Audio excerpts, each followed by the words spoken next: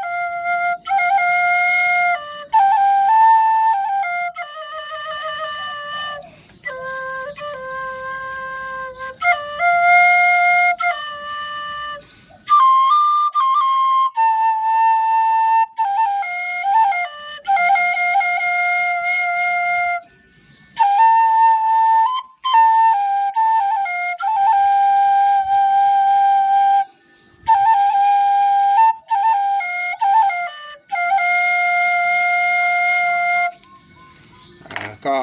ขอไว้แค่นี้ก่อนเนาะสำหรับเพลงคุยกับซ้ำนี่ละเดี๋ยวก็เฮาก็วกเข้ามาสู่แนวทางหวยลาวพัฒนาวันจันทร์นี่เนาะก็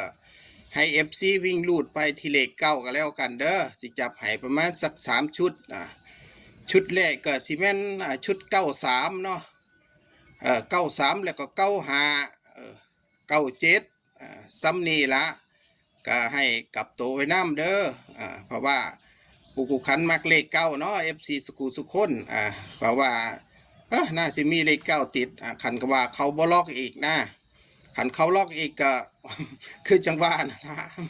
มันก็ไปตามเวรตามกรรมนะเขาล็อกเขาบ่ล็อกก็มีสิทธิ์ได้รุ่นน้ำหมู่เด้อวันจันทร์นี่ฉะนั้นก็สิบ่ว่าหยังหลายนะแนวทางก็ให้ไปแล้วเนาะแต่ก็ทิมหลักหน่วยข้างบนอีกให้เด้อว่าเป็นเลขคี่เด้อหลักหน่วยข้างบนน่ะเป็นเลขคี่ก็คือมี1มี3มี5มี7มี9เด้อกันผู้ใดมีหลัก10แม่นๆแล้วก็มาจับประกบคู่กันเอาจังซั่นน่ะเข้ามาเบิ่งแล้วก็ช่วยให้กำลังใจปู่กุคันเนี่ยเด้อเพราะว่าช่องตอนนี้มันก็ยังกระท่อนกระแท่นอยู่ซอยกดแชร์กดไลค์กด Subscribe กดกระดิ่งแจ้งเตือนแล้วก็กดติดตามให้นำเป็นกำลังใจให้กับปู่กุคันก็ว่าเฮาก็น้ำพึ่งเรือเสือพึ่งปลาอย่างสั้นละก็ว่าปู่กุคันก็ต้องอาศัย FC สุขุสุคนนะเป็นแรงใจเป็นกำลังใจให้เอาจังสั้นก็เข้ามาเบิ่งแล้วก็ใช้วิจารณญาณในการรับฟังรับชมเด้อชอบก็จัดขัดก็ผ่านคันว่าบ่มักบ่ชอบก็เลื่อนช่องนี้เด้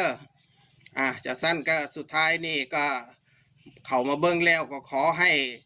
มันหมานเฮงๆปังๆรวยๆกันสุขุสุคนเด้อ FC ทุกท่านได้เงินหมื่นเงินแสนเงินล้านนะครับขอบคุณมากครับที่เข้ามาติดตามรับชมครับขอบคุณครับ